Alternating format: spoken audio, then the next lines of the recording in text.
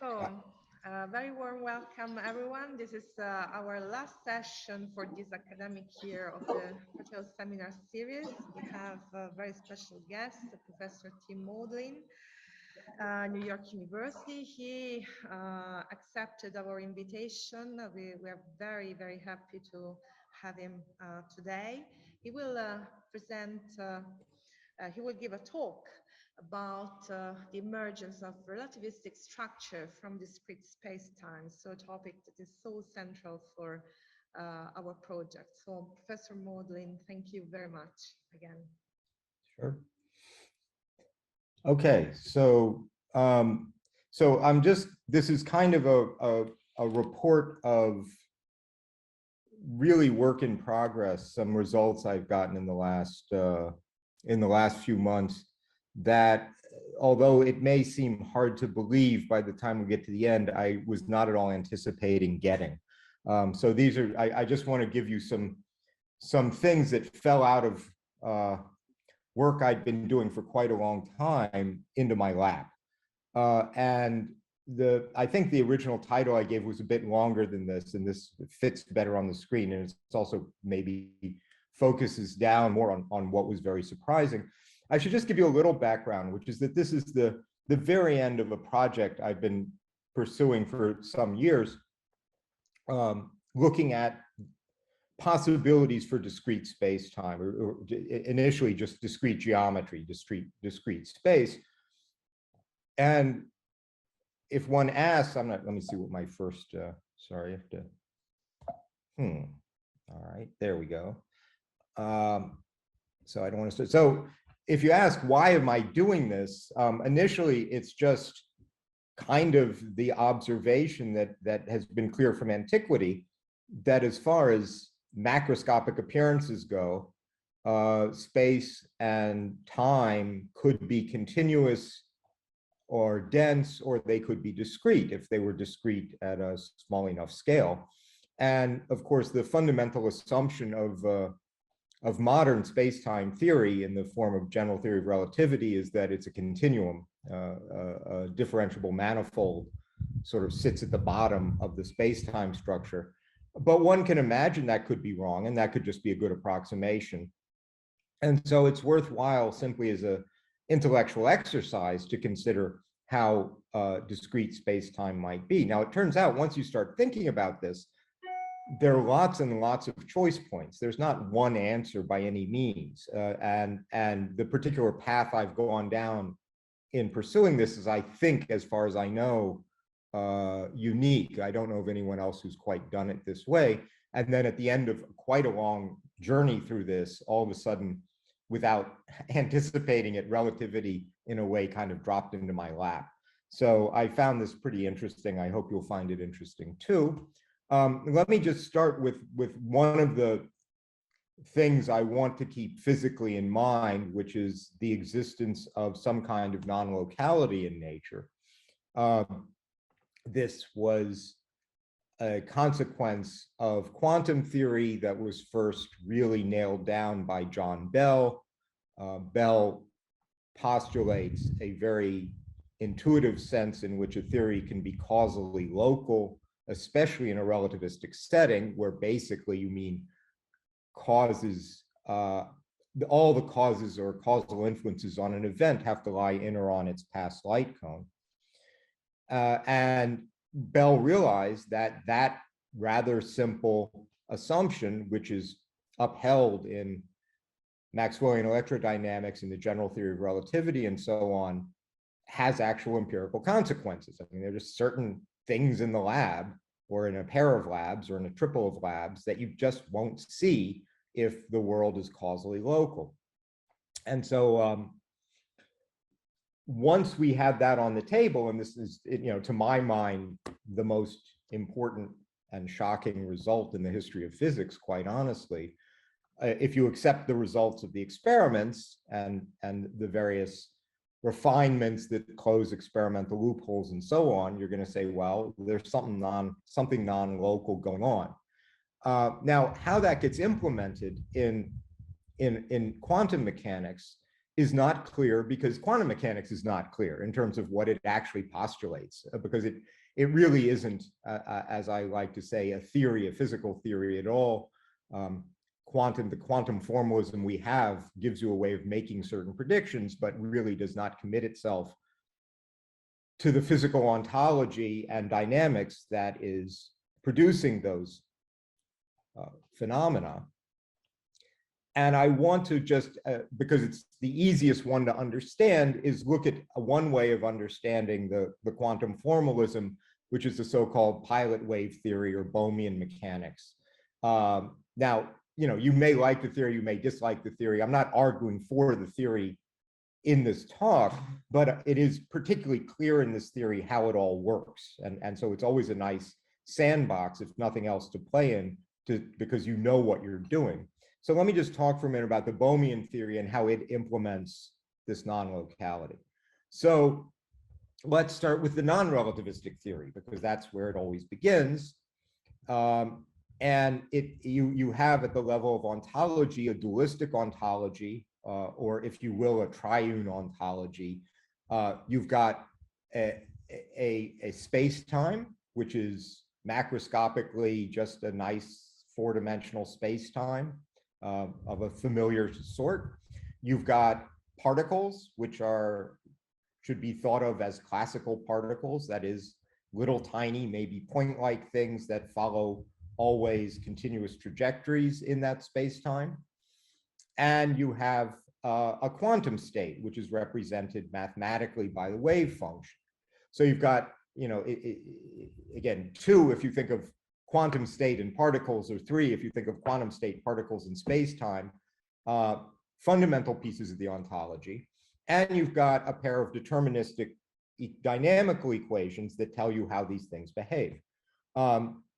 So again, this is doing it in the dualistic way. The ontology is the quantum state, which is represented by the wave function, and these particles that are localized objects that follow continuous trajectories through the space-time. Now, what's the dynamics? Well, for the quantum state, it's familiar. It's just always uninterruptedly deterministic linear Schrodinger evolution of the kind that ought to be familiar to anybody who's looked at quantum mechanics. There's, as it were, programmatically the Schrodinger equation. You have to plug something in for the Hamiltonian operator H there. But as you can see, that gives you the deep psi dt is giving you the time evolution of the wave function. That's that. What about the particles? Well, the particles move around in the space-time, and they are guided or directed by the quantum state. When David Bohm wrote this down the first time, he tended to try to put it all in Newtonian form, and that's not a very good idea. The better idea was implemented by John Bell, who simply wrote down directly what he called the guidance equation. This is one version, a little fancier than maybe one you've seen for reasons having to do with implementing spin. But it's a pretty simple equation. You'll notice that the wave function psi goes into the equation, and the mass of the particle and h bar, and you just take a derivative to know how the kth particle is going to move. You take, as it were, the kth derivative, that del k sitting in the middle of the wave function, and you take the imaginary part of that. This is an equation which anybody fiddling around with just standard quantum mechanics, looking for a velocity, looking to, who thinks, oh, there are particles and they have velocities. What are the velocities? There are about 10 different routes that'll lead you to this equation. So it's kind of the natural one to come across. And that's a deterministic equation as well. So the wave function is evolving deterministically. The particle positions are evolving deterministically. That's the theory. And it's worth repeating. I mean, this is a point I had to learn many, many years ago from Shelley Goldstein. Whether you like it or you don't like it, or you don't understand how this could be a theory, it's a theory of something, right? I mean, what I've just told you is a really clear ontology with a clear dynamics, worlds like that will do something. If you hand them a bunch of particles in an initial configuration and you hand them an initial wave function and you plug it into those equations, the particles will do something, right? They'll move in certain ways, and it's subject to analysis. And it might shock you that what falls out of that at the non-relativistic level is basically everything you see if you put the right Hamiltonian in. Okay. So I want to talk for a minute about the way this theory deals with spin, which is not maybe so familiar. Often in initial presentations, you deal with spinless particles that only have positions and move around. And so if we implement spin, and again, I'm assuming everybody's sort of at least familiar with the idea of there being this thing, property, I don't know what you want to call it, feature called the spin of an electron, and that electron beams can be prepared with definite spins, which are denominated either up or down in any direction you like. So I can prepare an X up beam, which means that every single particle, when fed through a certain kind of device, will be deflected upwards. But then I can rotate the device and I can check for spin in other directions besides the X direction. I can check at 90 degrees in the Z direction. And by a very simple calculation, quantum theory makes a probabilistic prediction that half the particles will be deflected upwards and half downward, 50-50. And so the nice thing about the pilot wave picture is you can always kind of open up the hood and poke around inside and ask, all right, according to this theory, how does that happen, right? What's really going on? Especially because it's a deterministic theory, you can always trace back what the relevant considerations were. Since I've prepared a beam of electrons all with the same quantum state, or all represented by the same wave function, but half of them go up and half of them go down on average, obviously what determines whether a particular one goes up or down must be something other than the wave function, and the only other thing around is the particle position. So it's got to be determined by the initial particle position. And in fact, it is in a very, very simple way. So you can see in this diagram, the device in the middle is a Stern-Gerlach magnet that's kind of asymmetric and produces an inhomogeneous magnetic field. And you can imagine the wave function, as it were, being shot through this thing. And the individual lines are particle trajectories, how the particle would move if it had different initial conditions over on the left of the diagram. And you'll see that it's as simple as can be. If the particle starts out above this dotted middle line, then the dynamics will move the particle upward and it'll hit way above it on the screen, above the middle line. And if the particle starts out below the middle line, it'll move downward and strike way below it on the screen, and nothing basically will strike in between. So you'll get this two clumps of particles, some deflected up and some deflected down. And as long as half of them start out above the line and half below the line, you'll get a 50-50 split. Okay, so that's, again, very intuitive what's going on. Now, what about, this doesn't illustrate anything having to do with non-locality. So what I want to do is talk about how the non-locality gets implemented in this theory in Bohmian mechanics. And so I'm going to use the simplest case where non-locality does arise in the theory. And that's for the singlet state. Now, a word of warning, the non-locality isn't needed for this particular phenomena that I'm about to give you. That is, you could get away with a theory that was completely local and gave you all these predictions. In fact, the way the predictions come about in this theory involves some non-locality. And it's the very same non-locality that will allow the theory to violate Bell's inequality. So it's just, this is an easy way to see how the theory implements the non-locality, even though I'm not doing it right now to violate the Bell inequality. That would take me a little longer, and I don't have that much time. Okay, so if I create a pair of particles in a singlet state, and I send them off in opposite directions, one to Alice and one to Bob, who can be arbitrarily far apart in their own labs. And if Alice and Bob each sets up one of these spin measuring devices, but at the same angle, so they both measure X or they both measure Z or whatever, then the predictions of quantum theory are again quite clear. It's that always 100% of the time, one of the particles will go up and the other one will go down. Half the time it'll be like this and half the time it'll be like that, unpredictably as far as the experimenters go. So it'll seem like a completely random, each experimenter will see a completely random stream of up downs if we do this over and over again. But when they compare the data, they'll notice that whenever Bob was up, Alice was down and vice versa. Okay. So once again, we can ask, all right, in this theory, how does that come about? What enforces that perfect correlation? Now you might think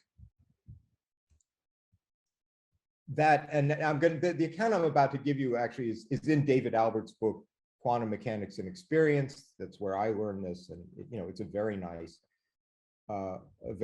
illustration. You might think, naively, that the story is just the same, that what must determine the outcome, whether you get it up with Alice and down with Bob or down with Alice and up with Bob, the only thing that can make a difference are the positions of the particles. And then you might think, well, it's just like in this case, either the particles start this one up and that one down relative to the midline or the other way. And depending on how they start, you get one or the other outcome. That's not how it works, okay? So it could work that way, but in fact, it just doesn't. That's not what falls out of these equations. It's perfectly possible in this theory that both the particles start above the midline, even though you will never get the result that both particles are observed going up. So now you say, okay, so it can't actually be just the initial positions determining the outcome. So what does determine the outcome? And the answer, and David shows this, is something you might not have expected. It's the order in time that Alice and Bob make their measurements or do their experiments. So if Alice's particle gets to Alice's magnet first, then it will behave just like in the case we saw before. If it's above the midline, it'll go up, and if it's below the midline, it'll go down.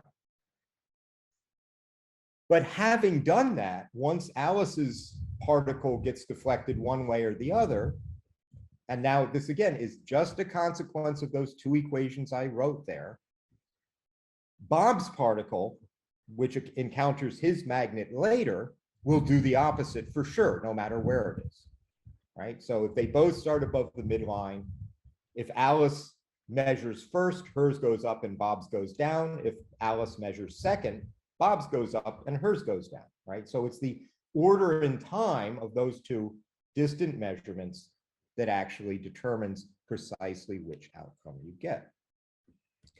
Now, that obviously involves a kind of causal non-locality, because you imagine, Alice is sitting there with her particle caught in a trap, deciding whether she's going to measure it now or 5 minutes. Is she going to take a coffee break, right?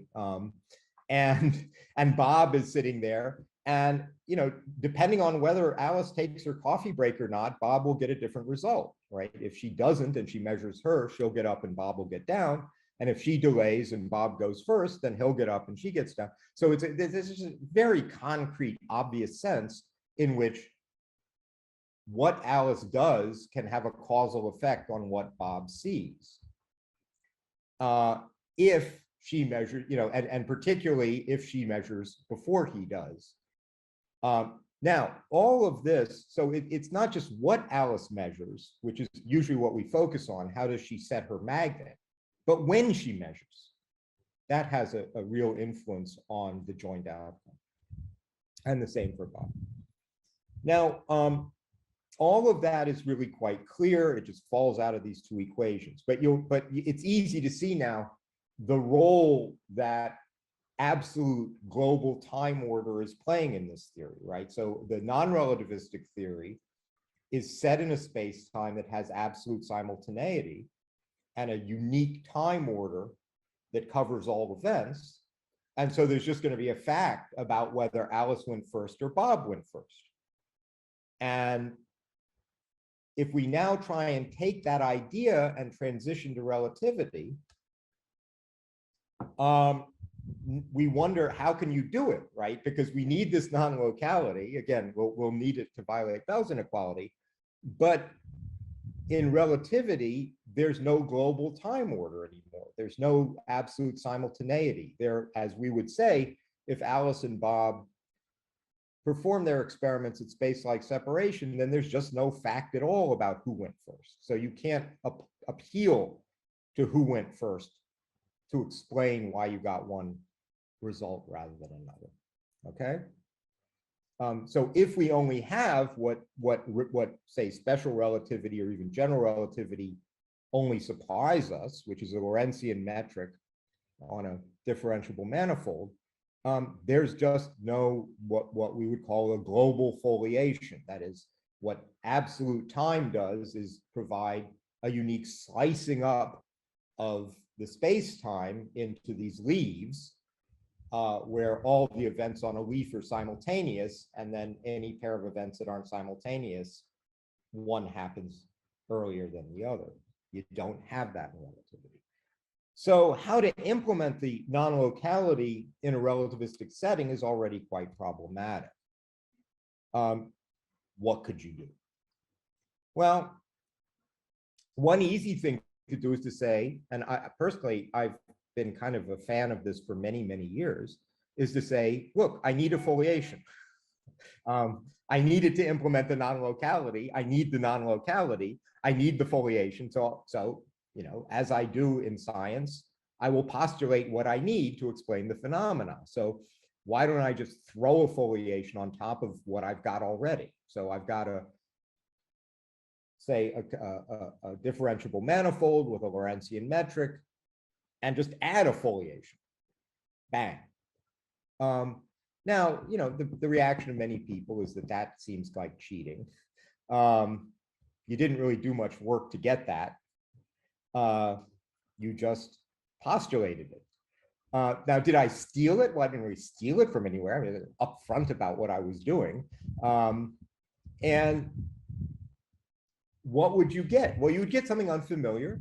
You would not return to classical space-time, because classical space-time doesn't have a light cone structure, it doesn't have a Lorentzian metric, it doesn't have a proper time. You still have all that stuff. But in addition, you would have this foliation. And you'd say, why do I have that foliation? Well, because I need it to specify the guidance equation. I don't need it to specify the Schrodinger equation, but I need it to specify the guidance equation, so I postulate it. Now, you know, I don't mind that. And this is just now confession, right? Some people say that's too cheap. Cheap's a funny word, right? I mean, in many cases, if cheap just means inexpensive, you say good, right? I like things that are inexpensive if they work, right? I don't like them if they're cheap in the sense that they don't work, but if they're just inexpensive, I'll take the inexpensive solution over the expensive one. Anyway, for whatever reason, this idea doesn't appeal to many people, and some people, even if they want a foliation, want to get it, want to work for it, want to define it from the wave function, want to introduce some dynamical equation for it or whatever. All right, so there are other things you could try. Now, so that's where I was for very long. Now I want to just give you another approach, because this is part of the reason that I think one should take this seriously. You could say, look, I need a foliation. I'm going to start with a foliation. I'm going to assume there is a preferred foliation. And instead of, as it were, starting with something that looks relativistic and trying to figure a way for a foliation to emerge, I'm going to start with something of foliation and see if something approximately relativistic can emerge, can naturally emerge, right? That even though there's a foliation, there's a kind of very clear story about why the world might appear relativistic. And I'm going to show you how this can happen in principle anyway, where the underlying, the fundamental structure is not only non-relativistic, it's non-classical. It is as far away from starting, for example, with a differentiable manifold, which is what's done in relativity, as possible. So I'm going to start as distant as I could possibly be from what we sort of think of as classical space-time structure. And I'm going to show you how to get something that looks very relativistic. So that's my story. Now, the first thing is, as I said, the fundamental space-time structure I'm going to look at is discrete.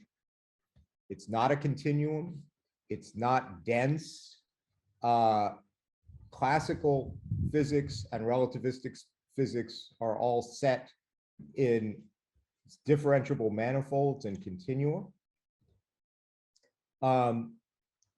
Maybe the world isn't like that, right? Maybe the world is discrete and atomic. In what sense? Well, in this obvious sense, we're going to focus down on space for a minute. In a continuum, if you have a point, there is no adjacent point, right? There's no nearest point to it. There's no matter how near another point is, you can find yet another point that's even nearer, right? In a discrete space-time, in a discrete space, there are nearest neighbors. There are adjacent elements that are as close as you can get, that are right next door, if you will. And I think that that it has not been adequately, in my mind, explored how discrete spaces and then discrete spacetimes might be constructed. And so this is a gadget. Again, there's just hours and hours, I mean, 6 chapters of just space that I'm going to more or less skip over in this thing I call full discrete geometry. I'm going to try to give you a sense of how it works and get us far enough to see how relativity is going to come out of it. Okay, so let's just start with the purely spatial structure. So this is full discrete geometry in the sense that if I have an n-dimensional space, it will have atomic elements of all dimensions up to n. So in a 3-dimensional space, there'll be atomic 0-dimensional elements, atomic 1-dimensional elements, atomic 2-dimensional elements, and atomic 3-dimensional elements. Or if you will, well, the 0 elements, the 0-dimensional elements you can call points. The 1 elements you can think of as atomic 1-dimensional units or atomic lines. Do not think that the lines are made of points or contain points or are a bunch of points jammed together somehow. They're not. The 1 elements contain no points. They have points as bounds. They are bounded by points, right? But that's the only relation between a 1 element and a 0 element, is that a 0 element can bound a 1 element. And in fact, of course, every 1 element has exactly 2 0 elements as boundaries.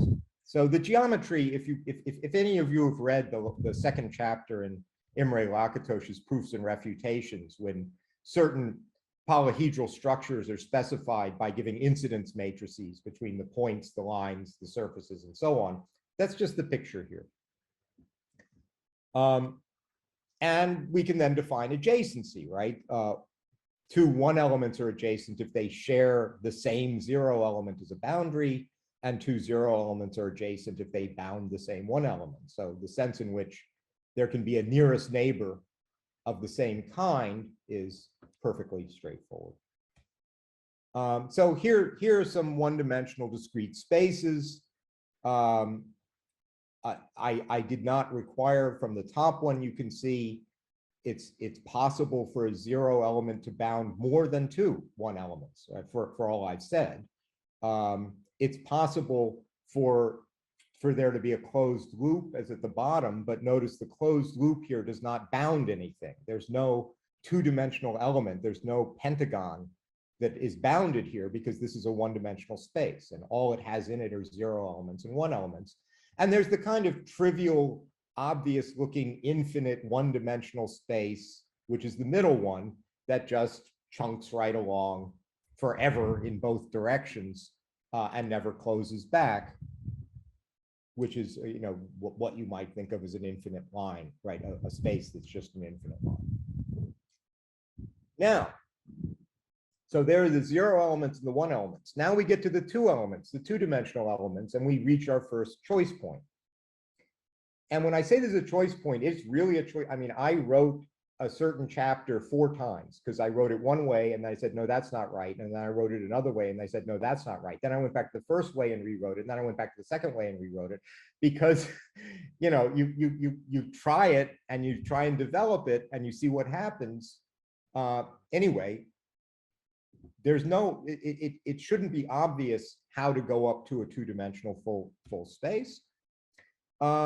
In fact, there is a common choice that's made here that's almost always made by physicists, as far as I know, which is they introduce they use what's called a simplex, which is this intuitively the simplest 2-dimensional polygon, that is a triangle. Okay. And you can sort of think of the thought being 1 point gives me a 0-dimensional space, 2 points gives me, you know, this 1-dimensional thing, the line, 3 points, if they're non-collinear, give me a triangle, right? 4 points give me a tetrahedron. And you're just going up into, you're going up as the dimensionality goes up by 1, the number of elements in the simplex goes up by 1. And so in this view, the simplex, the 3-dimensional simplex is the tetrahedron, which is made of 3 simplexes.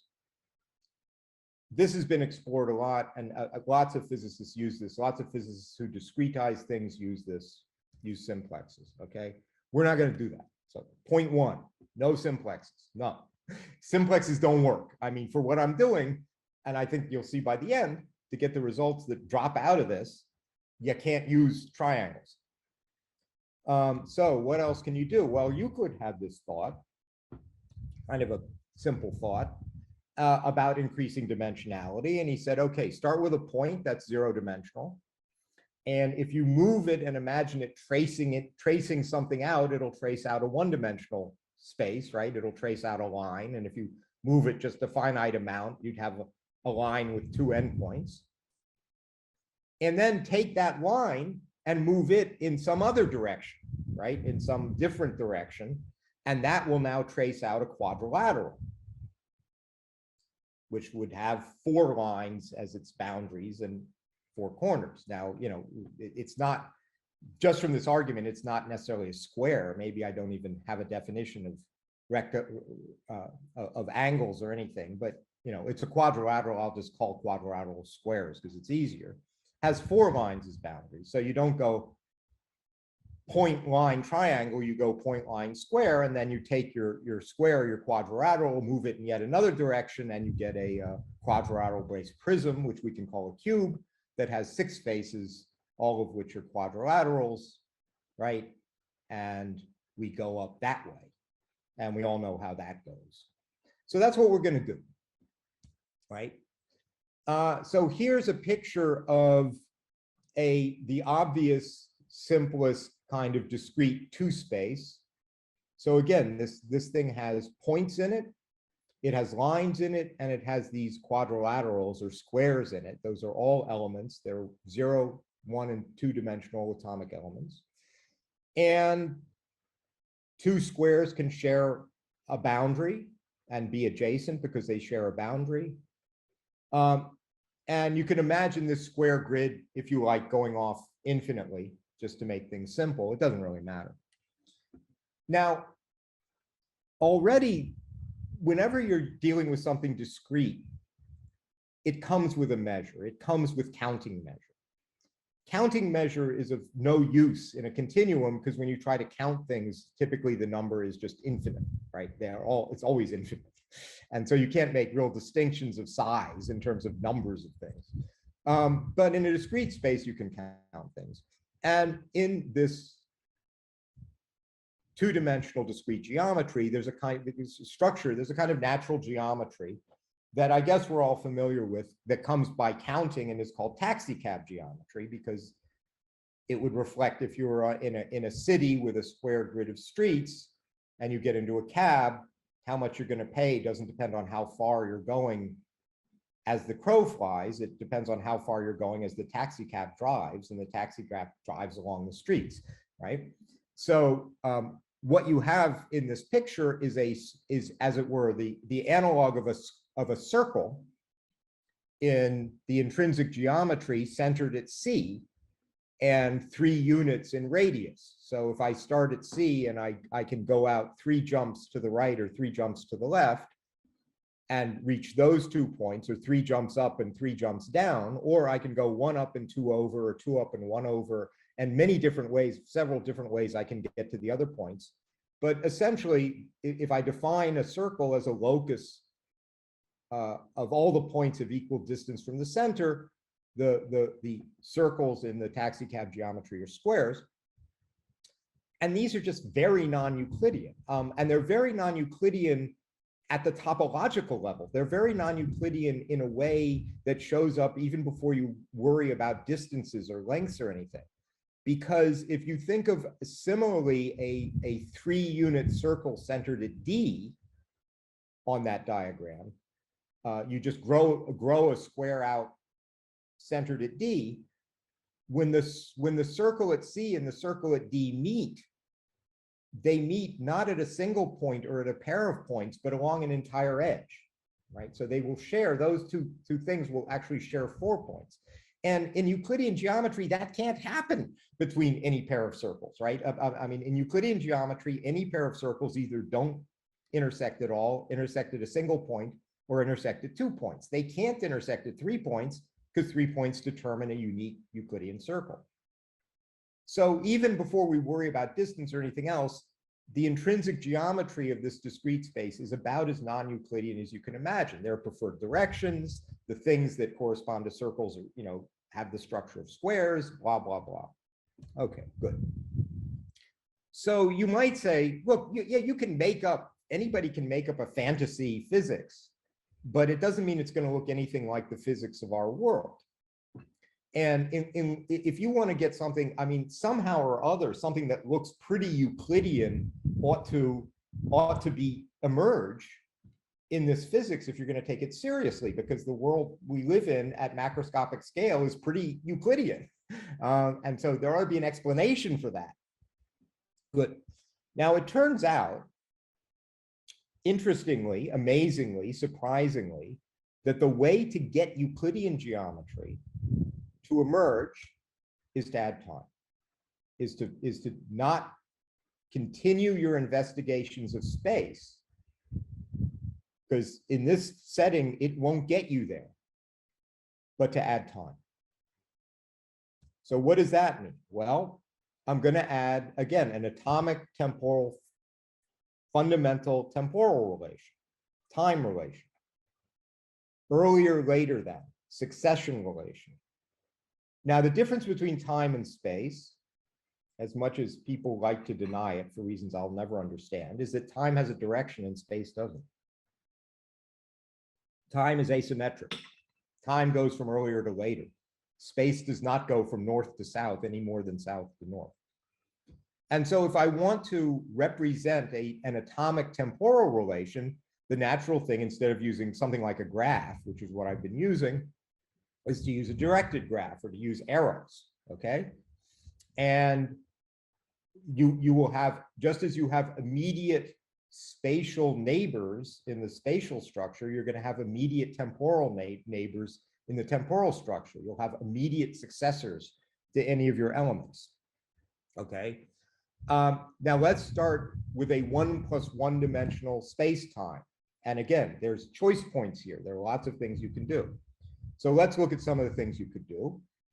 I'm going to start with a pair of simple 1-dimensional discrete spaces, these little kind of infinite lines. So I've got those. And I'm now going to put time relations between them. I'm going to put this temporal adjacency relation in. Now, here's one way I can do it. I can say, for every point on the lower line has a unique single temporal successor, and then line them up this way. And actually, every one element on the lower line has a unique successor, which you could get just by taking the successors of its endpoints. And you get something that kind of looks like a discrete version of what you'd think of as 1 + 1 dimensional Newtonian absolute space, because in Newtonian absolute space, the points of space themselves persist through time. So there's a unique fact about a point at any one time, whether or not it's the same point at any other time. And so there are going to be these trajectories of the points of space themselves in Newtonian absolute space-time. You can do that, but it's not good. Why isn't it good? Well, what do I want? What am I going to use this for? One thing I'm going to use this for is to say that particles, like these Bohmian particles, ought to travel continuously through time, meaning they should always move from one point in space to a temporally adjacent one, then a temporally adjacent one, then a temporally adjacent one. And if this were the space-time structure and that were the principle, then the particles couldn't move, then they'd just be stuck, right? If a pair of particles were 1 unit apart on the bottom, they would have to be 1 unit apart above and above and above and above. They couldn't get any closer or further away. There could be no, everything would be frozen, right? Even relationally frozen. Parmenides would be happy, but real physicists aren't. So that's no good.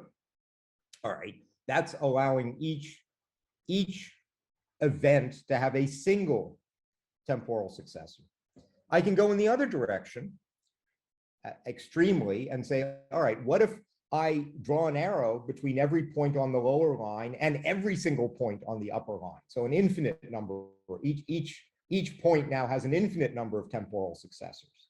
Or in other words, at the next time step, a particle at any point on one could be anywhere on the other. And then you, of course, don't have the problem of things being frozen anymore. You could have two particles that are right next to each other at one time and then arbitrarily far apart at the next time step. So there would be, as it were, no limit on this, on relative speeds, if you think of it that way, in terms of kind of relative motions. So this would be a kind of discrete analog of what we call Neo-Newtonian space-time.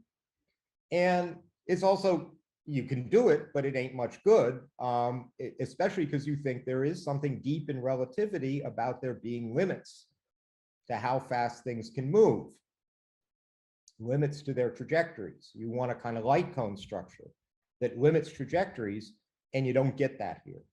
So that's a bad idea.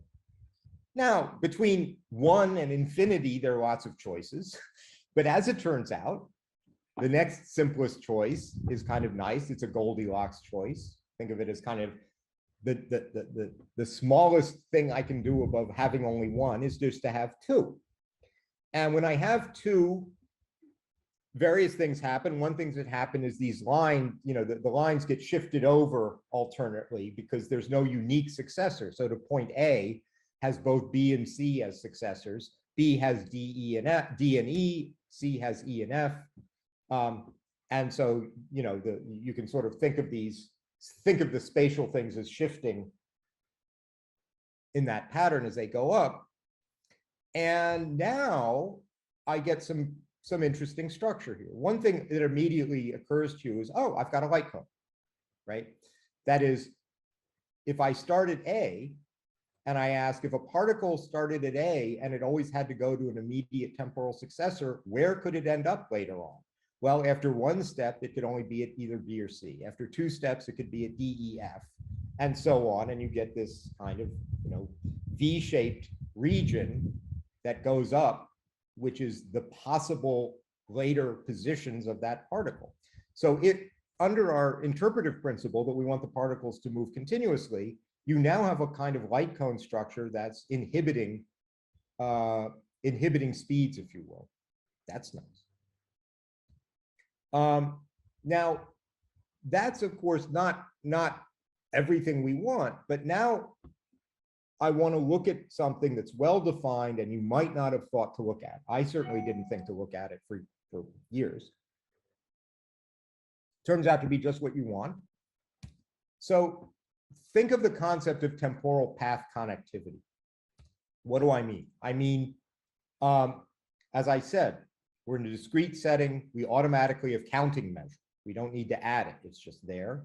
But there are different things you can count. you can count the number of distinct continuous temporal paths that connect any pair of n elements, say 0 elements, right? Pick 2 and ask, how many paths connect them? Now, it could be 0. Then they would be what, it correspond to what we call being space-like separated, right? If one's here and the other's here, as it were, and you've got these kind of light coney things, you just can't get from A to B. Notice that it is now essential that time be directed. It's essential that I represent time by directed arrows, because in an undirected setting, there are always going to be an infinite number of paths. So in space, how many spatial paths connect A and B, even in this discrete setting? Well, I can go, say, straight from A to B, or I can go around and come back, or go way over here and here and here and come back, or go way out that way and come back. The answer, again, is going to be trivial. It's going to be infinitely many in an infinite space. But because time is directed, because I have these arrows, and because I always have to follow the arrows for these temporal paths, the answer is not trivial. It's very non-trivial. It can be 0. It can be 1. There's exactly one path that gets me from A to B, as we would say if it's on the light cone. Or it can be multiple. There can be many paths that get you from A to B. As we saw already here, I can get from A to E by 2 different paths, right? I can go through B or I can go through C. So here's something I can count. I can count path connectivity. And when you do that, as everybody kind of knows, you're basically just calculating Pascal's triangle, right? That's what Pascal's triangle does. It counts continuous paths. And that's why you add, I add these 2 to get the one below it, because if there are n paths that get me here and m paths that get me here, then there'll be n plus m paths that get me down here, all the ones here, So what we want to do if we're going to look at path connectivity is think about Pascal's triangle. Okay, except now I want to do this not in the 1 + 1 dimensional space-time, because in the 1 + 1 dimensional space-time, the idea of getting Euclidean geometry doesn't make any sense. A one-dimensional space, to say it's Euclidean, doesn't have any content, right? You need at least 2 dimensions to talk about Euclidean structure. So I want to go up to the discrete 2-dimensional space-time. And remember, each of my layers is going to be one of these square grids. And just as before I offset the next layer up, I'm going to offset the next layer up so that the center of a square in the upper layer is above a point in the lower layer, if you see what I mean. So, and then from each point in the lower layer, I have 4 arrows that go up to the 4 corners of that square, right? So I get this kind of truss-like structure. So that's a discrete 2 + 1 dimensional full discrete space-time. That's looking at it from above. Maybe it's easier to understand. The little cross-hatched dots are below and the solid dots are above. And from each cross-hatched one, you have 4 arrows going out to the 4 corners. Okay. And now I want to count connectivity in this structure. Now, we're all familiar with Pascal's triangle. I had not been familiar until I did this with this thing that's called Pascal's square-based pyramid. And you go on Google and you just ask, and my God, stuff you never thought of pops up at you. And this thing popped up at me. I'd never seen it before, but think of it on the model of Pascal's triangle, only you have cubes that are stacked up in the way shown. So each cube rests on 4 cubes below it. And you're now again going to count continuous paths down through this pyramid.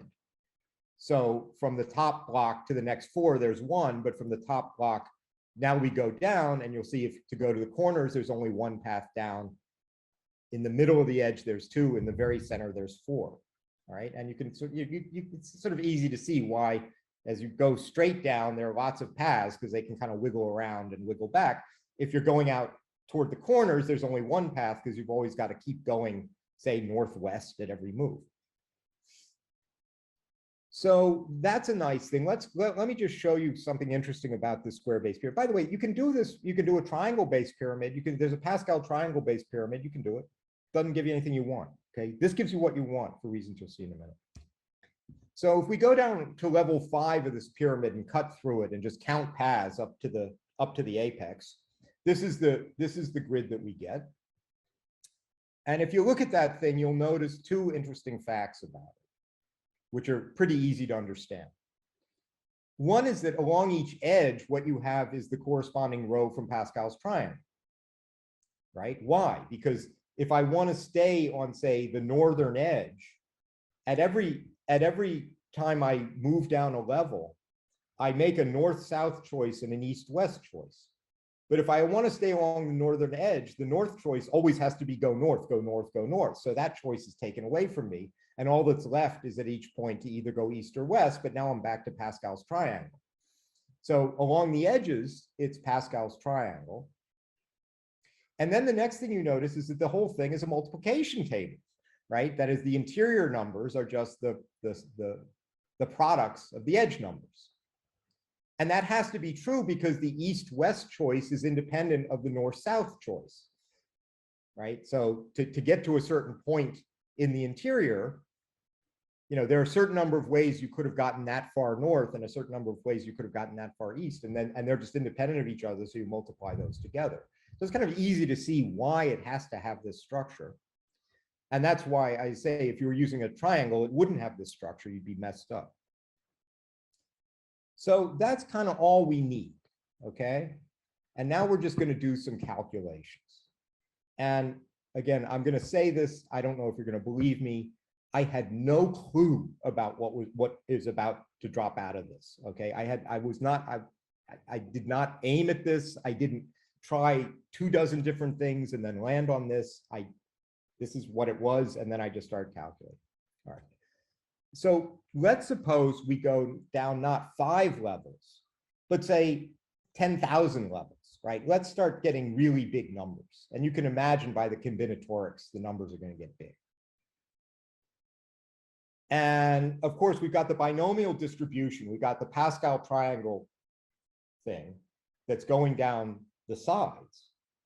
And you know, as that gets bigger and bigger and bigger, as those numbers get larger and larger, that distribution comes to more and more closely resemble a Gaussian, a normal distribution, right? That's Stirling's approximation.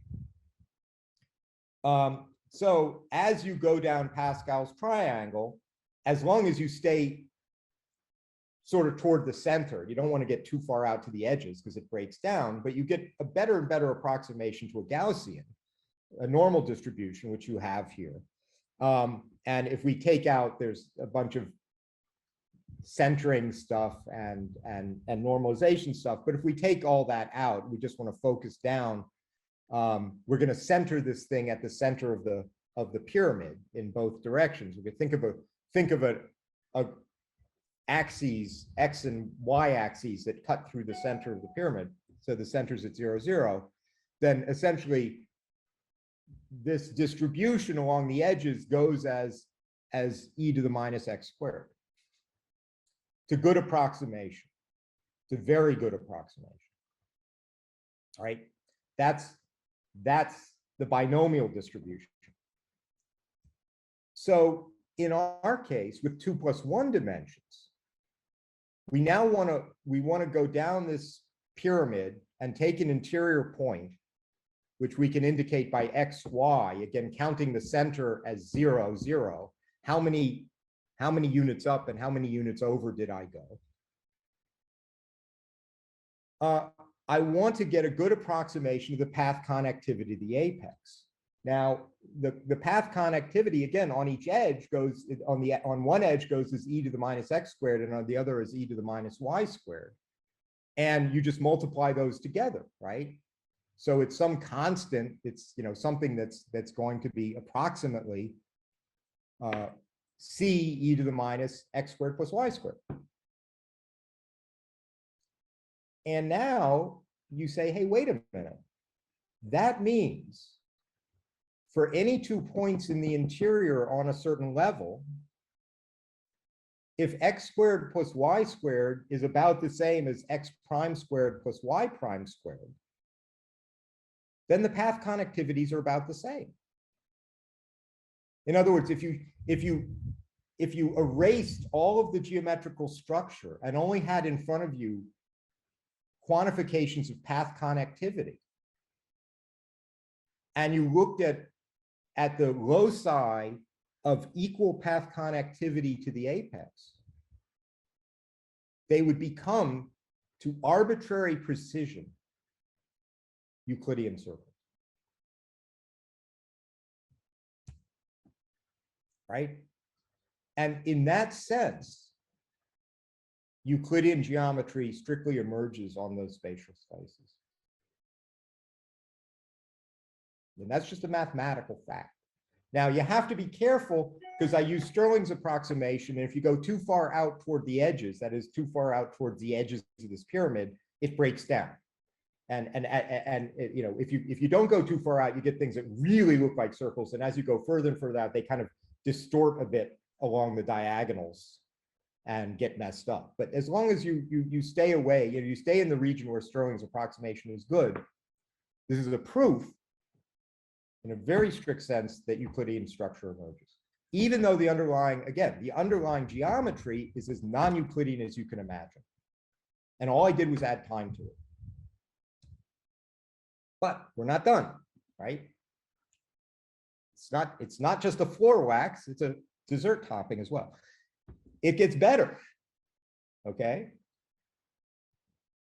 But if you're following the logic, we're just going to do the same thing, and we're going to ask, let's not slice this way through the thing and look for equal path connectivity, which gives me these circles. Let's slice horizontally and ask, what do the loci of equal path connectivity look like? Okay, from, you know, fix an apex and cut, and then just mark out the places where the path connectivities are about the same. Now you can sort of see what's going to happen, which is that, of course, as you go down the pyramid, in general, path connectivity tends to get much higher because there are many more paths that go down. So to keep the number the same, you have to push further and further out toward the edges, right? Because that cuts it down again. So let's cut vertically through instead of horizontally through and see what we get. So we all know that in a 1+1 dimensional Minkowski spacetime, a special relativistic spacetime, that the loci of equal proper time from a given event are given by these hyperbolae of delta t squared minus delta x squared equals some constant, assuming taking it from the, you know, the difference in time coordinate and space coordinate squared and take the difference, and that gives you the proper time. And we know that in relativity, those are these hyperbolae, right, of equal proper time. Now, I know it can be done, but I haven't done it yet. I haven't been given a general formula. I need to work on that. But I have done some exact numerical calculations in this discrete structure. So let's just see. Let me just show you what I did. So here, instead of using Stirling's approximation, I'm actually going to give you the exact formula for path connectivity. So this is really the binomial formula, right? Precisely. And we're imagining that we go down n levels and over x in one direction and over y in another direction. Okay.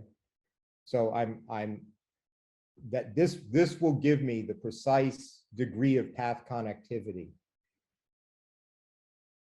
for n being the level number going down, x being number of units in one direction, y being number of units in the other direction. So let's, unfortunately, I could get a calculator that can actually, these are big numbers, but they could calculate them precisely. So let's go down, first of all, 800 levels in my pyramid and look at the very center dot, right? So 0, 0, x equals 0, y equals 0. And calculate the path connectivity from the apex down there And this is the number, okay? 3.535 times 10 to the 478. So I said, we're going to get big numbers, and we're down, as we're only 800 levels, the numbers are pretty big, right? Now, let's move 10 levels, well, up or down to level 810. And we know now that if we stayed at the center, the path connectivity would have gone way up, because you have that amount here, and then you've got another 10 levels to jiggle your way here, and you can do other things.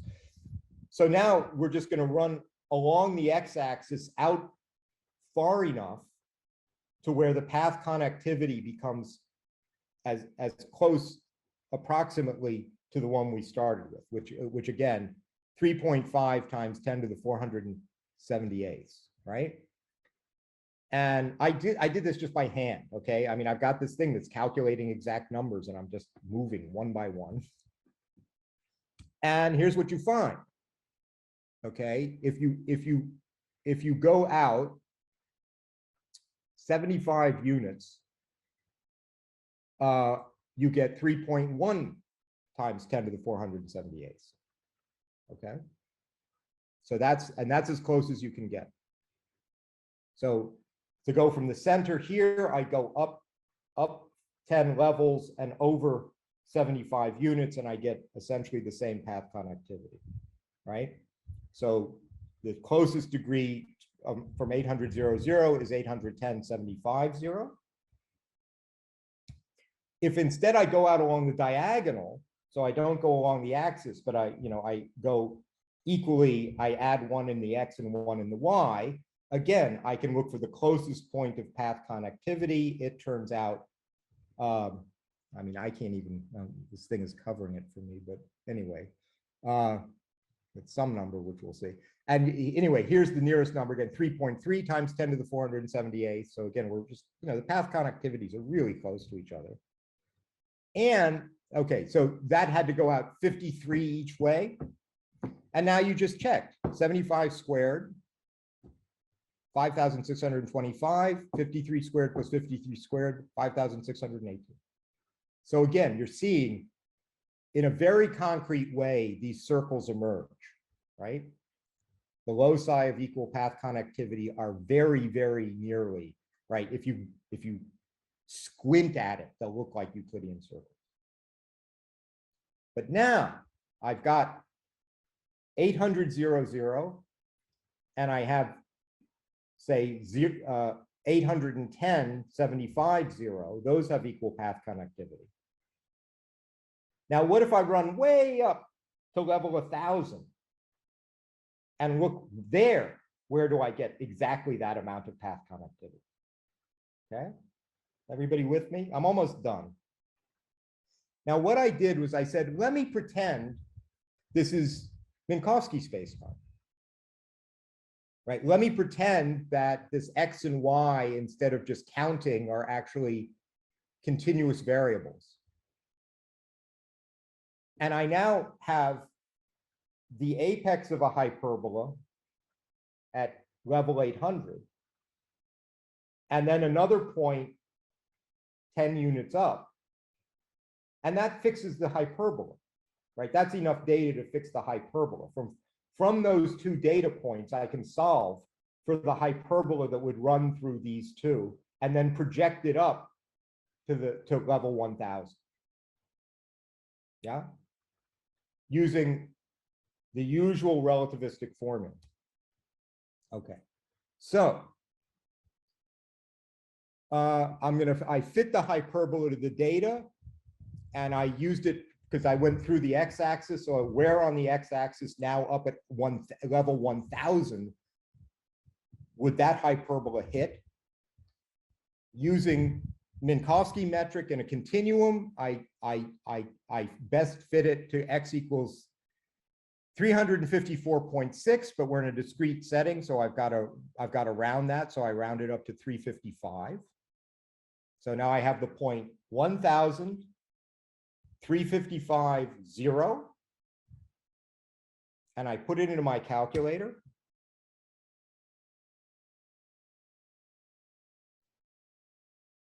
And that's what you get. So even though I don't have the general formula, I am 100% certain that in terms of path connectivity, exactly what we think of as relativistic structure emerges. The Euclidean geometry on these slices emerges. You can imagine if this was all going on at Planck scale, right? You would never notice the deviations. But this is also a space-time which from the beginning has a preferred foliation, right? It's built in, because take any event, it has a definite set of nearest spatial neighbors. They have a definite set of nearest spatial neighbors. They have a definite set. That gives you one of these spatial slices.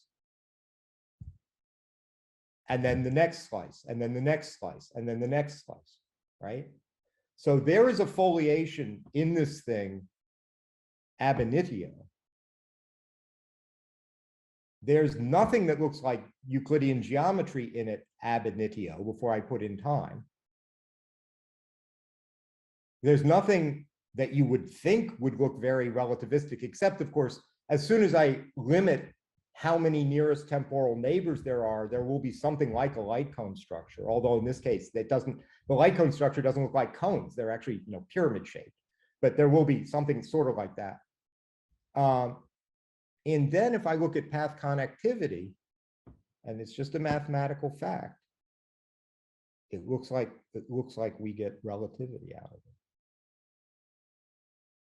Now, to complete the story, I think that's the end of this.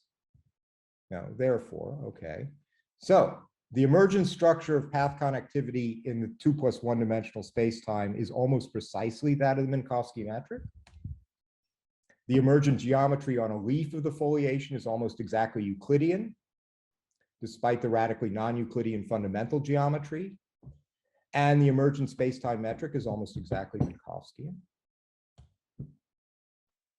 So we have now a final piece to this. What I've shown you rigorously is that if we quantify path connectivity in these discrete spacetimes, we get something that really looks relativistic. But of course, that's only going to be relevant to physics if the physics cares about path connectivity, right?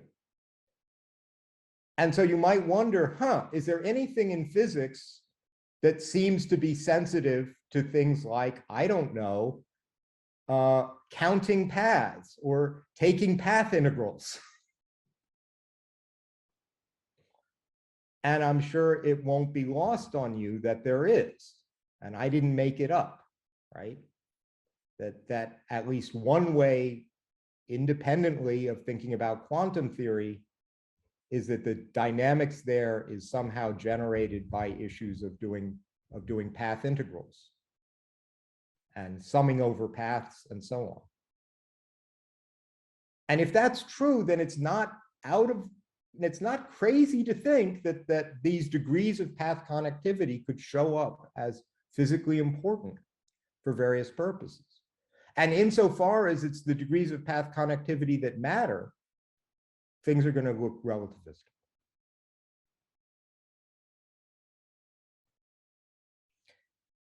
So that's as far as I've gotten. Again, I was kind of shocked by all this, but I hope you'll agree I had some reason to be shocked. I don't know. People have asked whether this kind of thing emerges under different choices for the temporal structure. I don't know. This is the only one I've tried. The only one I ever put together, the only one I ever calculated, about the simplest thing you can do that could possibly be of any use. So I regard this as an intriguing result. That's all I have to say.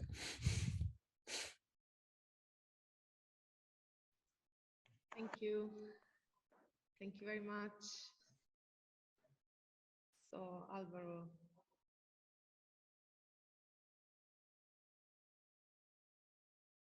Alvaro? Alvaro, I cannot see you. I'm sorry, are you calling on me? No, I mean, Alvaro was supposed, okay, so he's, okay, I will share the session then, don't worry. Okay. So Robert, please go ahead with your question. Hi again, Tim. This is fascinating. But there are a couple of key points that I fail to understand. And one of them is that in your paths between your temporal paths, the arrows, those are paths that those are supposed to be light cones, right? Well, not all of them, no. I mean, if the nearest analog, and maybe it's easiest just to see in the simple 1+1 dimensional case, right? So in two, and the problem with 1-to-1 dimensions, you get stuff that looks too good, and then when you go to 2, it goes away. But in the 1+1 dimensional case here, so the light cone from A would essentially be the set of points which can only be reached by one path from A, right? Uniquely. And therefore, you know, it would go in one direction A, B, D, and the other A, C, F, but E would not be on the light cone, right? You would No, E would not be on the light. Oh wait, I see now. But to get to E, you still have to follow. Yes, you can go get there two different ways. Curves, so to speak. Exactly. So look, here's a thought one might have. Okay, and I'm sorry, I'm running out of power. I just need to get this plugged in before my computer does. Okay, there we go. So here's a thought you might have. You might say, look, if I have a photon, and I imagine in this case the photon going out along the light cone, right? It kind of, it's either headed to the right or the left, and it always keeps going one unit, right? So they go out in the normal way. If I want to kind of go vertically or go in a time-like direction, I got to jiggle. There's not going to be a unique way, right? In fact, you could say the interior of the light cone is defined by there being many paths. And so you might say, oh, so massive particles, if I look at them really closely, they're probably going to be jiggling. And maybe there's a name for that, Zitterbewegung, right? I mean, this is something, this is something that, again, has come up independently. Another way to think about this is that all the fundamental structure here is kind of light-like. And you might think, well, this would fit well if all the fundamental particles were massless, and that somehow the appearance of massive particles is itself emergent because things that are fundamentally massive or massless are interacting in a way that kind of makes them jiggle. And again, this idea that the fundamental particles should all be massless, that's come up, right, independently of me, in quantum field theory. So, okay, you know, I still don't understand. Can you give me an example of a path that would be the path of a massive particle in your diagram? Sure, ACE. ACE. Now, but those are, you have to be massless to go from A to C, and you have to be massless to go from C to E. Right. So this is the, you know, again, let me just give you a kind of conceptual picture. Fundamentally, everything is massless. The appearance of massiveness is because the dynamics of the interactions for some things allows them, as it were, to change direction. You see what I mean? Well, yeah, that's a big project, isn't it?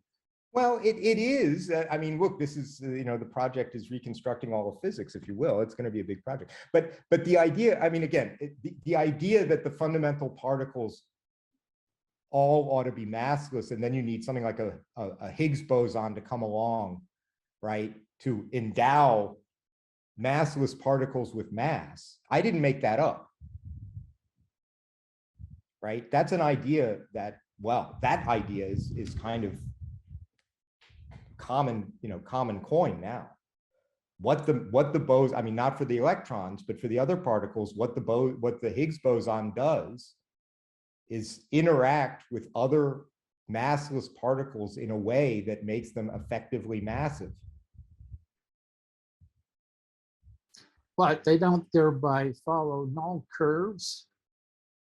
Well, everything, I mean, again, in this picture at a fundamental level, you only have null curves. So everything has to follow null curves at the fundamental level. So when you're talking about massive particles, okay, I think time-like trajectories, you're already pulling back and talking about approximations, right? That you're looking at kind of at macro scale or something very far above this fundamental scale. right. So my problem is apologies if I jump in, but I must be draconian, let's say. So maybe we can come back to this question and now leave also room for the other participants, because we have at least 3 people that asked to speak. So if you don't mind, we can come back to these, but first, at least listen to other questions. So, Nicola Cinardi, please go ahead. Yes, I have 3 quick questions. One is, did you publish this work? If yes, can we? I mean, this is, I have 6 chapters of a book that are all about discrete spatial geometry. And this is like in chapter 8 where I finally added time to it. So we have to wait for your book. I mean, yeah, I mean, it's not, I haven't published it anywhere, no. And all this stuff I just worked out in the last half year. So it's very fresh. Okay, thank you. The next question is, did you try to see what happens in 3+1 dimensions, how to extend the model? Yeah, look, I think 3+1 is going to be just like 2+1, because as we saw, what happens if you're using squares, and again, it's very important not to use simplexes, but to use these square things, is that the different dimensions kind of decouple from each other. That's why, you know, I could get e to the minus x squared times e to the minus y squared. If I add z, it's just going to, again, those will decouple and I'll get e to the minus z squared. I'm sure I'll get Euclidean spheres out of it. I'm sure I'll get essentially a 3+1 dimensional Minkowski spacetime out of it for exactly the same reasons. I think the mathematical arguments will be essentially identical. Okay, that would be interesting actually. And the last question would be, are you familiar with p-adic numbers? And if yes, I have heard the phrase, and I've heard Andrei Krennikov give some lectures about them, but I claim no expertise in p-adic because this kind of towering is typical in p-adic numbers, and we know that there is a theorem. It's called the Ostrowski theorem, that say that we have only 2 ways to complete the line, like with real numbers and p-adic numbers. And in p-adic numbers, you have this kind of towering. So I was thinking and wondering if there could be some connection, but I'm not in a position to say anything intelligent about it. I mean, I should say a word about this. So there's a kind of idea that floats around in physics, in high energy physics, that the key to solving all this is going to be mathematically very complicated. Like only Ed Witten's going to understand it. That somehow, and I have a different intuition. I think nature's not that smart, right? I don't think nature can solve a differential. I mean, you can, do an integral or anything like that. I think the fundamental natural structures and laws ought to be actually quite simple, so even a 3rd grader can understand them. So I'm kind of constitutionally not going to be looking at things like p-adic numbers when I have just regular counting. All I did here was count. All I needed was integers, right? And so I'm happier with that. Yeah, makes sense. Okay, thank you. Okay, so Federico Viglione. Hi, thanks for your talk. I wanted to ask you a couple of questions about the first one is about what do you think will happen if we were to increase the number of possible temporal paths that a particle could take from each. For example, if instead of 2 we had like 3 temporal. Right. You think you could recover the Minkowski spacetime metric? I mean, it's an interesting question. I've certainly talked to some people who have the intuition that they say, oh, it's all just the central limit theorem. It should sort of come out in other structures. I don't, my mathematical intuition isn't good enough for me to have much of an opinion about it. I sort of prefer, again, if you do it with 3, so just in this 1+1 dimensional case, if you do it with 3, then it's like, now I make an immediate distinction. A has kind of a, the resting successor, and then a successor that goes off to one side and the one that goes off to the other. To me, for the reasons that I was talking to Rob about, I rather like the idea that at a fundamental level, it's all light-like. Whereas if I have those 3, it would be like 2 light-like and one time-like. I kind of think it's cleaner just to have it light-like here. But the simple answer is I don't know. I haven't calculated it. I did, if you do basically the simplest non-trivial thing you can do and it's coming out right, it's a little hard to feel like, why should I look at for something more complicated? But yeah, I don't know. I mean, there's any number of things you can try, and it's fun to explore. I mean, I can say that if you are inclined to fiddle around there, as I say, there are lots of choice points, and I'm just giving you one path through the space of choice points. Okay, thank you. So my second question is actually connected with your answer, because I was thinking about this resting successor that you mentioned, and I was wondering, in this case, in this minimal Goldilocks discrete space-time, if you really don't have a resting successor, in the sense that, for instance, take A, B, C. So you time is this space is discrete, so you don't have any point in the middle of That's right. B and C. So how can you exclude that either B or C is actually the resting successor, so to speak? You know what I mean? So it's just a question of. I mean, the symmetry is obvious. It wouldn't prefer one over the other. It would be completely arbitrary to pick out one or the other. I mean, you do get, and notice in this diagram, you see it, you get a kind of emergent absolute rest, because A is preferentially connected to E 2 levels up, right?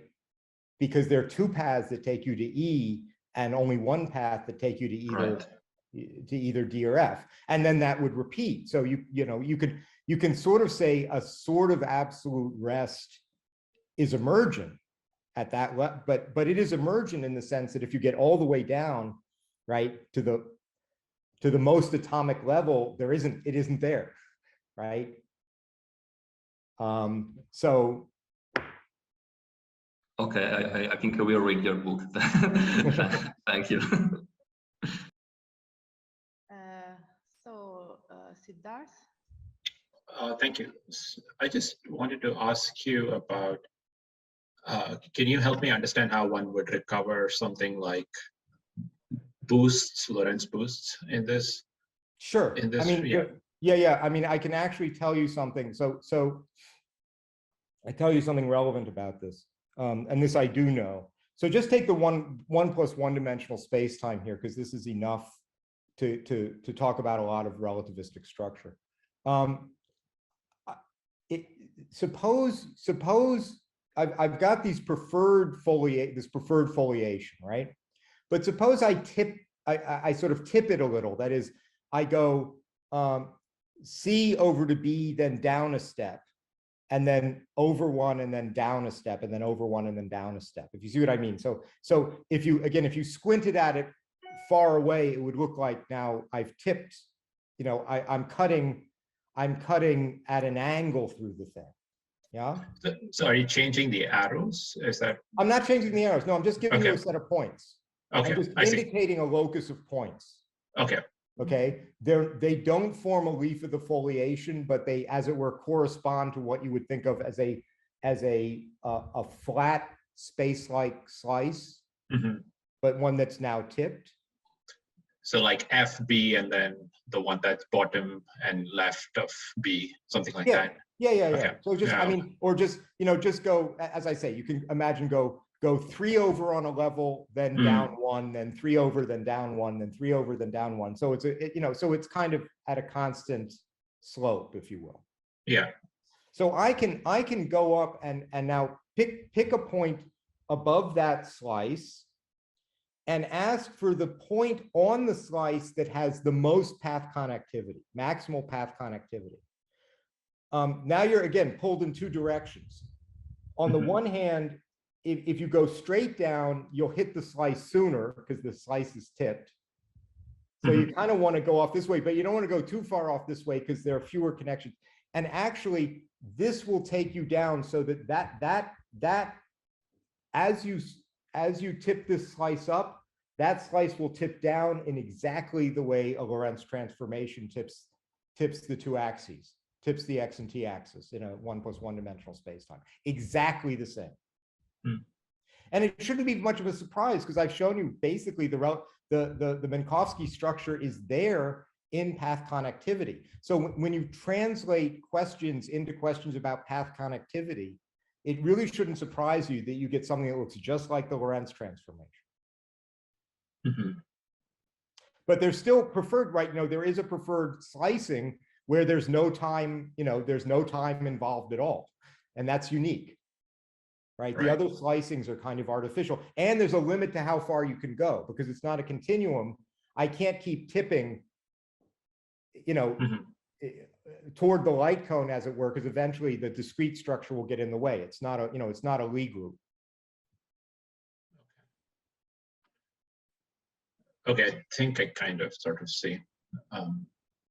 So in this kind of framework, what the explanation of the twin paradox, how would that go? It would be exactly the same. If you what you do is you make proper time a function of path connectivity.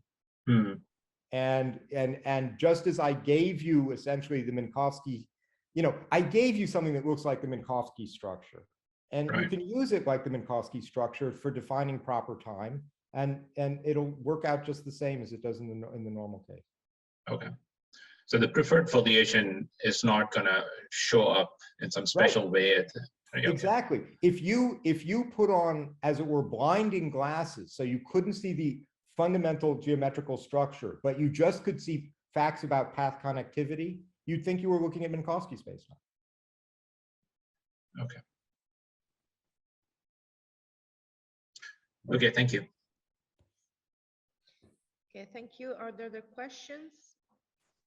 So if not, Robert, you can continue with the follow-up with team.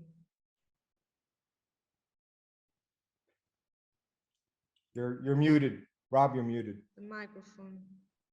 Sorry, I'm used to having my mic open. I think I see now that I'm looking at too much of a micro scale. Yeah. And what I need to imagine is when we get up into large numbers of points and lines. Right. And that's the emergence I'm giving you. I'm giving you emergence by the law of large, kind of law of large numbers. And so if you look too closely, I mean, when you look really closely down at the foundations, it just, you're not expecting it. That's the interesting thing to me, that just drops out. It drops out when you start kind of, moving back in scope and squinting at it a little in the right way. yeah, so can you run over again the derivation of how you get Euclidean space? I mean, because to begin with, before you introduce time, you said, oh, there's a natural metric, you just count. Right. Okay, and then you said, look, this is even topologically different than Euclidean space because circles will intersect in more than one point and so on. So you had some sort of metric already in place without introducing time. So what happens to that metric in order to get you to something that in the large, once we get into large numbers, will look like Euclidean space? So I guess one way to think of it is this. It's to think, this original spatial metric I have, like taxi cab, you say, oh, it's like a taxi cab geometry. Well, if taxi cabs transported you instantaneously but continuously, and charged you by the distance, right? Then the charges would go as taxi cab geometry. But we know actual taxi cabs don't do that, right? They take time to get you from A to B. I mean, really, the way we interact with what we think of as interacting with spatial structure always is interacting with space-time structure, right? It's never interacting directly with purely spatial structure, which would be kind of, you know, a space like hypersurface. Kind of nothing goes on there. Rigid rods? Even with rigid rods? Even with rigid, I mean, the only way that a rod remains rigid is that you have interactions that are keeping the thing from deflecting in certain ways. I mean, a rigid rod that has come to equilibrium, it's kind of, you know, you can say, oh, the time doesn't matter because it's come to equilibrium, but that's because you've let it come to equilibrium. But for it to be rigid, right, in a meaningful sense, that literally you can move it, right? You can pick it up and put it back down. And it hasn't appreciably changed. All of that's ultimately explained by the internal dynamics. And that has to have time in it. Okay, so then Reichenbach's claim that the rod retains its length upon transport is not a convention, right? Right. And the other thing to say, and you'll agree about this, is look, I can give you the whole relativistic geometry using only clocks and light rays. And so I don't need rods. I think rods are clunky, kludgy things. So do I. But I wanted to use them just against not having to have time in order to measure distances. Right. I mean, you know, the picture here is if you kind of imaginatively remove time, nothing that looks Euclidean is there. Right. It just isn't there. It's only by being embedded in a space-time that you would get the impression that you're living in a Euclidean spatial geometry. So I didn't quite understand your criterion for the result to be a Euclidean space. I mean, you had sort of e to the minus x squared plus y squared and said QED. Yeah, okay, so to my mind, what you need to do is come up with the Pythagorean theorem as a reasonable approximation once we get enough dots. Yeah, I mean, in a way, fair enough, although I'm not sure. And I mean, I appreciate the question, okay? And I can say Euclidean geometry only uses as instruments straight edges and compasses. And if you connect the way a compass works to this, you know, as it were, path connectivity, they'll do what Euclidean compasses do. And then, you know, you have to worry about the affine structure, the straight line structure. But I think I can get that too. I think, again, I'm doing this off the cuff right now. And you're right, there's more work to be done officially.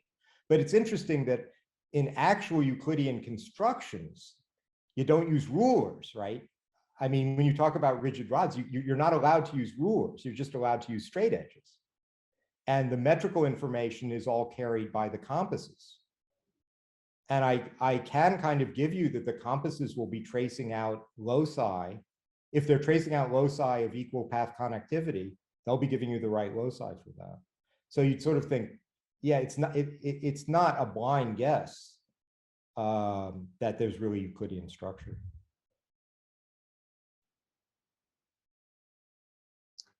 Okay. Sorry if I interrupt you, but I'm at university and I have to leave this room right now. So I will continue chairing the session, but moving around the campus. Apologies for this. I can see that Siddhartha asked to speak. So maybe Robert, if you can wrap up so that Siddharth can ask his question and we can close the seminar. Thanks.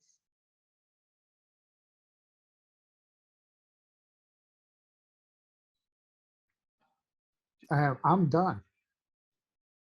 Okay. So yeah, I just wanted to ask. Sure. So can you give me a sense of how, when you go to curved spacetimes, how these light cone structures dip around? Like, how does that work? Yeah. So let me. I mean, of course, I've worried about that. You want to get not. I mean, it's nice that you get Minkowski spacetime, but then you say, I really want, curvature. And so the answer to that has to be, and again, I understand this is very programmatic. There's kind of an absolute light cone here. In the 2+1 dimensional case, of course, it really looks like a pyramid, right? It looks like it looks like it's in the in Giza, and if there's an absolute restriction on particles that they follow these continuous paths, they're absolutely pyramidal things. Of course, we think the actual light cones are more conical, right? They're not pyramidal for the same kind of reasons that I gave. So the story would have to be something like this. In order for any particle, including one we think of as massless, like a photon, to get from one point to another far above it, there has to be a considerable amount of path connectivity, right? If the path connectivity gets too thin, as it were, if you get too close to the edges of the pyramid, there's just not enough to support motion there, right? So that even things we think of as light-like, are not running along the edges of this thing. They're constrained to the interior in such a way, nonetheless, that you're going to get this kind of circular cross-section. But if you have that, then you have scope to imagine tinkering with the dynamics so that the effective path connectivity can be pushed a little one way or the other, right? And that light cone structure could actually be bent. I mean, it's enveloped by this pyramid that it can't get out of, but it actually looks like there would be some scope to bend that thing around and get you kind of general relativistic lensing effects and stuff like that. So, I mean, this is very, look, I'm just, it's certainly true that if you want to get light cones to look like light cones, you already have to make the move of going a bit to the interior. And once you go a bit to the interior, you have the scope of imagining a physics that would allow that some flexibility to be, to be bent around in different directions. And at least qualitatively, that's kind of what you want to get you to a general relativistic effect. Now, there's some general relativistic, you're never going to get Gödel space-time out of this, okay? You're never going to get closed time-like curves. But we've no reason to believe those are physically possible anyway. But I think I can at least see in principle how you might get milder effects of the kind we normally attribute to curvature. But there's still a unique global foliation. There's still a unique global foliation, yeah. It's there, Okay. It's sitting at the bottom. You're never going to get rid of that. Okay. Okay, thank you. You actually have both the global foliation and the emergence of these discrete Yeah. structures. Yep. Which, by the way, I mean the slide is very similar to one of those slides that you see, in quantum gravity context when describing, the most fundamental discrete structures from which space-time is supposed to merge, and so I mean, of course, we cannot touch this point right now, but Yeah, very I mean, quickly, my question can I just say a word to that? yeah, exactly. My question is precisely how do you think that your view can be related to current programs Right. in quantum gravity? Yeah, and which directions, Right. So let me say a word about that. If you just look at these diagrams, you might think they look a lot like diagrams you might get in, say, a lecture on causal sets. Very different, completely different from causal sets. Why? Essentially, what the causal set people are working with are nothing but what I would call zero elements, and then these temporal connections between them. That's it. And in this geometry, you actually have these two elements, you have these three elements, which I haven't indicated here because I can't draw 3 + 1 dimensions. And furthermore, they're regimented and constructed relative to each other in quite a regimented way. There's nothing random about them, right? The underlying spatial structure is extremely regular and unchanging. It's just, cubic grids with these arrows going up, and the arrows are all quite regimented. So first of all, to compare them, you have to realize that I've got larger sized atomic elements. I've got atomic areas and atomic volumes, which they don't have. And at the fundamental level, the whole thing is very, very regular in a way. At least the causal set people, it's not regular because they start with a random sprinkling and they end up with something that looks kind of random, and only get something that emerges out of the randomness. Mine's working. So I don't think there's a lot of actual technical point of contact between the two approaches. And just a very, very, very short follow-up. And what about other approaches such as GFT, group field theory? I don't know whether you explored. Is it graph field theory, did you say? No, group field theory. Group field theory? Yeah. I don't know. Sorry. I think that it would be interesting to compare your approach to what these people are doing. I think we can discuss it. I mean, I do have to say, in my book, before you get to this, there's 6 chapters just on spatial structure. So there's a tremendous amount of detail that I completely didn't mention at all. No, but the interesting thing is that the path integral approach is very important in GFT, and I think that it would be interesting for you to compare your approach with GFT. So apologies for this. We have to close our seminar today. Thank you very much again, Professor Modin, for having been here. And thank you very much to everyone, and see you all next year for the next Proteus seminar series. Thank you. Okay, thanks for having me. Ciao. Thank you. Ciao, ciao. Bye. Bye. Bye. Bye.